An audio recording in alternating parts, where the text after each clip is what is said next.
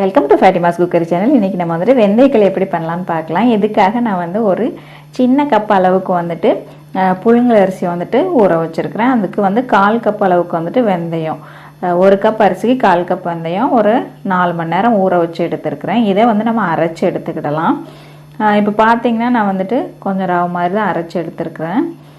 இது வந்து ஒரு 4லேருந்து 5 மணி நேரம் நல்லா ஊறினா தான் வந்துட்டு வெந்தயம்லாம் நல்லா அரைப்பட்டு வரும்.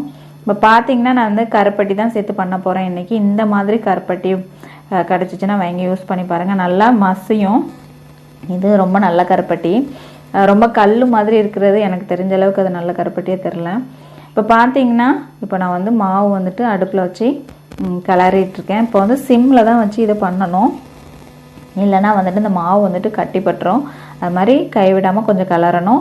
இது வந்து உளுந்தங்களி பண்ணுற அளவுக்கு ரொம்ப கஷ்டப்பட்டு கிளற வேண்டியதில்லை, ரொம்ப ஈஸியாக பண்ணிடலாம்.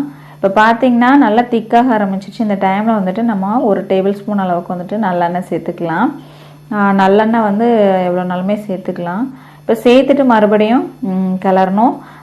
இப்போ கிளறிட்டு கொஞ்சம் ஓரளவுக்கு நல்லா வெந்துடுச்சு. இந்த டைமில் வந்துட்டு நல்லா ஒரு 3/4 பாகத்துக்கு மேலே வெந்ததுக்கு அப்புறம் தான் நம்ம வந்துட்டு கரைச்சி ஃபில்டர் பண்ணி வச்சுருக்கிற கருப்பட்டி சேர்த்துக்கணும்.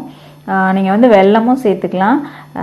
கருப்பட்டி சேர்க்குறப்ப வந்துட்டு கூட கொஞ்சம் இனிப்பு சேர்க்கணும், வெல்லம் சேர்க்குறப்ப வேணால் கொஞ்சம் குறைச்சிக்கலாம். ஏன்னா கருப்பட்டி வந்துட்டு வெல்லம் அளவுக்கு ரொம்ப இனிப்பாக இருக்காது, அதனால் வந்துட்டு கருப்பட்டி சேர்க்குறப்ப கூடுதலாக சேர்த்துக்கணும். அது மாதிரி வெல்லமுமே வந்துட்டு எவ்வளோ இனிப்பு தேவையோ அந்த அளவுக்கு சேர்த்துக்கலாம். இது வந்து இனிப்பு கொஞ்சம் கூடுதலாக சேர்த்தா தான் நல்லாயிருக்கும். ஏன்னா வந்துட்டு இல்லைன்னா வந்து கொஞ்சம் கசப்பு வந்து தெரியும், வெந்தயத்தோட கசப்பு.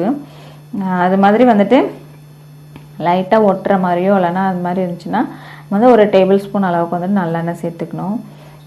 இப்போ பார்த்தீங்கன்னா இது வந்துட்டு கொஞ்சம் அல்வா மாதிரி அந்த மாதிரி கன்சிஸ்டன்சி வரும்போது முதல்ல இறக்கிடணும். இப்போ நான் கொஞ்சமாக நல்லெண்ணெய் சேர்த்துருக்குறேன். நல்லெண்ணெய் வந்துட்டு நல்லா செக்கில் ஆட்டின எண்ணெய் வாங்கி யூஸ் பண்ணுங்கள், அது ரொம்ப நல்லாயிருக்கும்.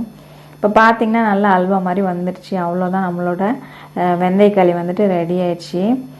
இது வந்துட்டு உளுந்தங்களி பண்ணுற அளவுக்கு ரொம்ப நேரமும் எடுக்காது, அந்த அளவுக்கு ரொம்ப கஷ்டப்பட்டவும் கிளற வேண்டியதில்லை, ரொம்ப ஈஸியாக பண்ணிடலாம். அதே அளவுக்கு டேஸ்ட்டும் நல்லாயிருக்கும், உடம்புக்கும் ரொம்ப நல்லது. இதை எல்லாருமே செஞ்சு பாருங்கள். தேங்க்யூ.